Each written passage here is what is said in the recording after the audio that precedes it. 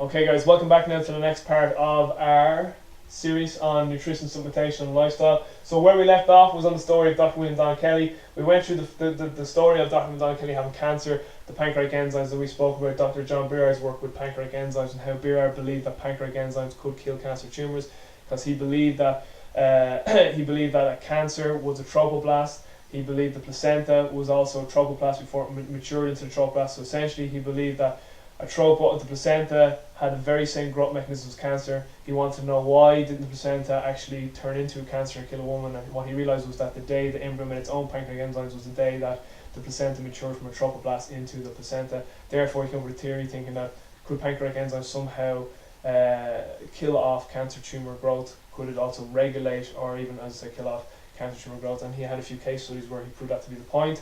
And Dr. William Don Kelly then furthered that work on in the 60s, 70s, 80s. And Dr. Nicholas Gonzalez would also say that pancreatic enzymes have a huge effect on killing off cancer tumour growth within the body. And Dr. William Gonzalez is a practicing medical doctor in New York today.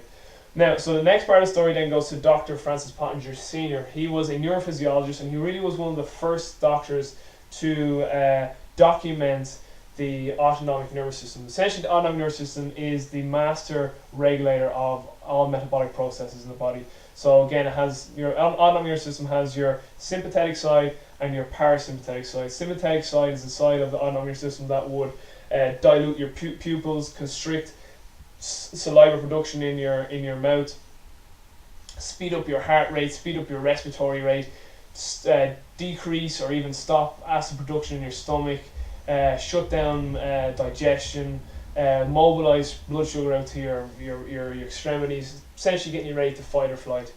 Parasympathetic, on the other hand, is more termed the rest and digest system. It constricts the pupils in your eyes, it makes you salivate more, it slows down your heart rate, slows down your respiratory rate, increases hydrochloric acid in the stomach, increases all digestive function, and all that type of stuff, okay? And increases blood flow to the viscera. And there's lots of other sort of antagonistic things that you do. Now these don't actually, like, people think that sympathetic is bad and parasympathetic is good, or that they also work against each other. It's more they work together to keep balancing the autonomic nervous system. But essentially what Dr. Francis Pottinger discovered was that different nutrients could stimulate different sides of the autonomic nervous system, which is an important thing that we'll discuss when we go later on here. So his book is called Symptoms of Visceral Disease. I have it, I've only flicked through it, very dense medical book, and it's kind of old, an old book too. It was written like back in the 1920s. Quickly though, Dr. Max Gerson, someone else we want to mention here. Gerson was a big proponent of using a vegetarian diet, detoxification with coffee enemas for his cancer patients, and I would highly recommend you check out the work of Dr. Gerson as well. But again, he was a big proponent of coffee enemas, which was a big protocol with Dr. William Donna Kelly. Now again, this whole story is getting too metabolic type, and just in case you're like, oh, what, this is really going off somewhere else. So eventually, Dr. William Donna Kelly, he would never say he cured himself of cancer. He'd say he learned to live with his cancer, okay? And again, he was diagnosed like in the 60s, and he lived all the way up to 2005. So he would say, like, if he didn't stick with his protocol, he'd start to get ill again, or his cancer would come back. So essentially, he stayed just in long-term remission. So so Dr. William Donna Kelly eventually, if you want to say, cured himself on his basic vegetarian diet, certain nutritional supplements that he found helpful over others, pancreatic enzymes, and he used enemas to detoxify himself, okay?